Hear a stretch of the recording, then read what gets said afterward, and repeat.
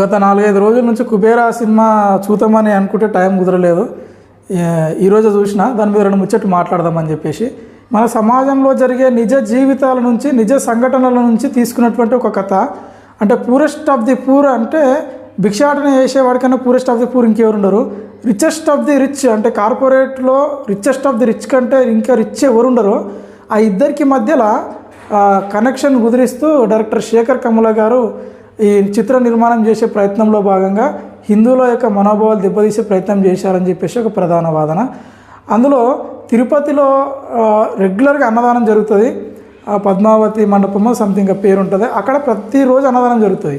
ప్రతిరోజు అన్నదానం జరిగేటటువంటి ఆ జగన్ ఇడిచిపెట్టేసి ఎక్కడనో శుక్రవారం రోజు ఏదో మసీద్లో అన్నదానం జరుగుతుంది, అక్కడ తిందామని చెప్పేసి ఇక్కడ ఒక సినిమాలో ప్రధాన పాత్ర పోషిస్తున్న ధనుష్ గారు అట్లా అంటే తిరుపతినేమో బిచ్చగాళ్ళు అడుక్కునేటటువంటి ప్లేస్గా చిత్రీకరించి మసీద్లోనేమో అన్నదానం జరుగుతుంది అనేటటువంటి ప్లేస్గా చిత్రీకరిస్తున్నారు అని చెప్పేసి ఒక వాదన.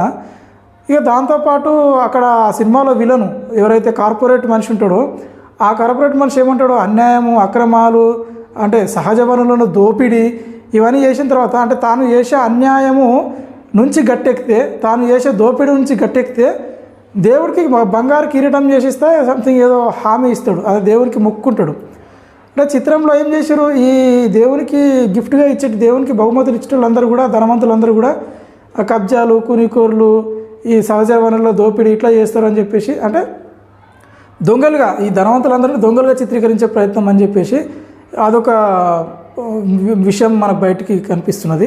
ఇట్లా కొంతమంది హిందుత్వ భావజాలము, హిందూ మనోభావాలు, హిందుత్వ కట్టర్ కార్యకర్తలుగా ఉన్నటువంటి వ్యక్తులు ఈ కోణంతో ఈ సినిమాను చూసే ప్రయత్నం చేస్తారు. అసలు వాస్తవానికి సినిమాలుగా చూడడం అనేది సాధ్యం కాదు. ఎందుకంటే అనేక రకాల వ్యక్తిత్వాలు, అనేక రకాల మనస్తత్వాలు, అనేక రకాల వాతావరణ పరిస్థితులు ఉంటాయి. కాబట్టి డైరెక్టర్ తీసేటప్పుడే ఆచితూచి వ్యవహరించాలి. ఈ సినిమానే కాదు, ఇంతకుముందు ఉన్నటువంటి సినిమాలలో కూడా హిందుత్వాన్ని తక్కువ చేసే ప్రయత్నం చేసి శేఖర్ కమ్ముల గారు డైరెక్ట్ చేసినారని చెప్పేసి కూడా వాదనలు ఉన్నాయి. సరే, సినిమా విషయానికి వచ్చేసరికి సినిమాలో నాకు చాలా బాగా అనిపించినటువంటి 2 విషయాల గురించి ఒక డైలాగ్ ఉంది, దాని గురించి చెప్పడానికి 2 ముచ్చట్లు మాట్లాడదామని ఈ వీడియో చేస్తున్నా. హీరో గారు ఏమంటారంటే బతకడం కోసం బతుకుదాం అని చెప్పేసి ఒక ముచ్చట. ఇది బాగా నచ్చినటువంటి నాకు ఒక డైలాగ్. అది జనరల్గా ఏ విషయం వచ్చినా కూడా సూసైడ్ చేసుకుందామని, ఇంకోటి కూడదామని, ఇంకోటి ఏదో చేసుకుందామని, అంటే సమతుల్యత, జీవితంలో సమతుల్యత అనేది నశించిపోతుంది. ఈ క్రమంలోనే ఒక బిచ్చగాడు బతకడం కోసమే బతుకుదాం అని చెప్పేసి చెప్పినటువంటి డైలాగు చాలా మంచి డైలాగ్గా నాకు అనిపించింది. ఇంకా ఆ తర్వాత ఈ సమాజంలో ఆదాయ అసమానతలు ఉన్నాయని చెప్పేసి పిక్చర్ చాలా క్లియర్గా చూపిస్తున్నది. తర్వాత సహజ వనరుల గురించి మెయిన్ బేసిక్గా కీ పాయింట్ ఏంటంటే సహజ వనరులు అనేటివి అందరికీ సంబంధించినవి, అవి ఎవరి ఒక్క సొత్తు కాదు అని చెప్పేసి. ఈ భూమి, నేల, నింగి, ఆకాశం, నీరు, ఇవన్నీ సహజ వనరులు అన్నీ కూడా ఈ భూమిలో దొరికేటటువంటి ఈ బాక్సైటు, తగరము, ఖనిజ నిక్షేపాలు, ఈ సముద్రాల్లో దొరికేటటువంటి ఆయిలు, ఇవన్నీ కూడా ప్రజలందరికీ చెందిన, ఏ ఒక్కని సొత్తు కాదు, ఏ ఒక్కంది కాదు. ఈ విషయాన్ని సినిమాలో చెప్పే ప్రయత్నం చేసినట్లు కనిపించింది. ఇక దాంతోపాటు మనకు సహజంగా కనిపించేటటువంటి పని, కార్పొరేటోడు రాజకీయ నాయకులను లీడ్ చేస్తూ ఉంటాడు, కార్పొరేటోడు రాజకీయ నాయకులను నడిపిస్తాడు అనేటటువంటి ఒక నగ్న సత్యాన్ని సినిమాల్లో చాలా క్లియర్గా చూపించడం జరిగింది. కానీ అదే రాజకీయ నాయకుడు తన పదవికి ఆటంకం వస్తుంది, తన పదవికి గండం వస్తుందంటే ఆ కార్పొరేటర్ను కూడా లెక్క చేయడు అనేటటువంటి విషయం కూడా చెప్పడం జరిగింది. రాజకీయ నాయకులందరూ కూడా కార్పొరేటోని అండదండలతోటి నడిపించే ప్రయత్నం జరుగుతుందని చెప్పేసి అర్థమవుతుంది. ఈ రీసెంట్గా మనకు ఆపరేషన్ ఖగార్ అనేది జరుగుతుంది.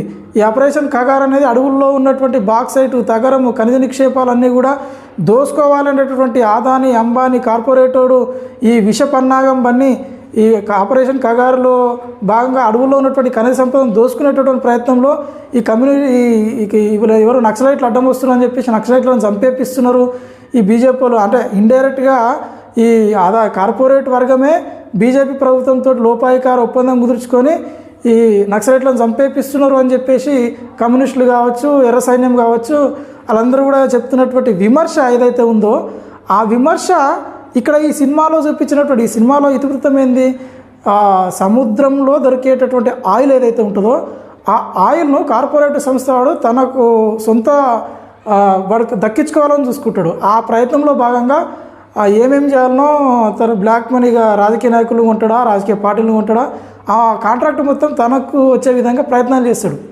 అంటే సహజంగా దొరికేటటువంటి ఆయిల్ను వ్యాపారం చేయాలనుకుని తన ఒక్కరికి మాత్రమే సొంతంగా వ్యాపారం చేయాలనుకుంటాడు. సో ఇక్కడ ఈ ఆపరేషన్ కగార్ను ఈ సినిమాలో చూపించినటువంటి సముద్రంలో దొరికేటటువంటి ఆయిల్ను ఈ రెండుకు చాలా దగ్గరగా సంబంధాలు ఉన్నాయి. ఆ ఆరోపణలకు, ఆ కమ్యూనిస్టులు చూపించేటటువంటి అక్కడ ఆరోపణలకు ఇక్కడ సినిమాలో చూపించినటువంటి ఈ పరిస్థితులకు దగ్గర సంబంధాలు ఉన్నాయన్నట్లు అనిపించింది.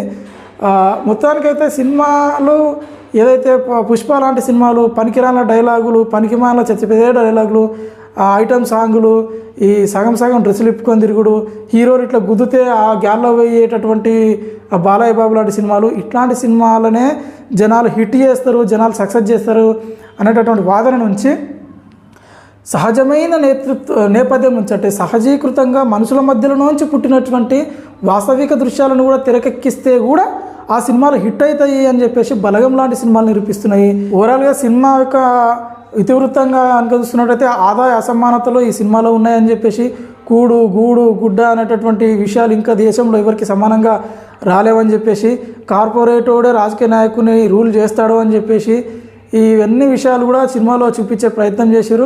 ఇక సినిమాలో డైరెక్టర్ ఎట్లా ఉన్నాడు, ఆ సినిమాటోగ్రఫీ ఎట్లున్నది, ఆ స్క్రీన్ ప్లే ఎట్లున్నది, ఆ సబ్జెక్ట్ అంతా మనకు తెలియదు కాబట్టి ఏవి ఎట్లున్నదో మనకు తెలియదు. కానీ సినిమాలో సామాజిక కోణం చాలా ఉంది. సినిమాలో వాస్తవిక దృశ్యాలను చూపించే ప్రయత్నం చేయగలిగినరు. ఇట్లాంటి కొత్త కొత్త కాన్సెప్ట్లతోటి వాస్తవిక దృశ్యాలను తీస్తే ప్రజలకు చూపిస్తే కూడా సినిమాలు హిట్ అవుతాయి. సగం సగం డ్రెస్సులు వేసుకొని ఐటమ్ సాంగులు, ఈ డ్యాన్సులు, ఈ అవసరం లేని ఐటమ్ సాంగులు పెట్టడం, అవసరం లేని డైలాగులు పెట్టడము, గుదితే గాల్లో సుమోలు ఎగరడం, ఇట్లాంటి సినిమాలే కాకుండా ఇట్లాంటి సినిమాలు, ఈ సహజీకృత సినిమాలు కూడా జనాలు హిట్ చేస్తారనేటువంటి విషయం మనకు అర్థమవుతున్నది.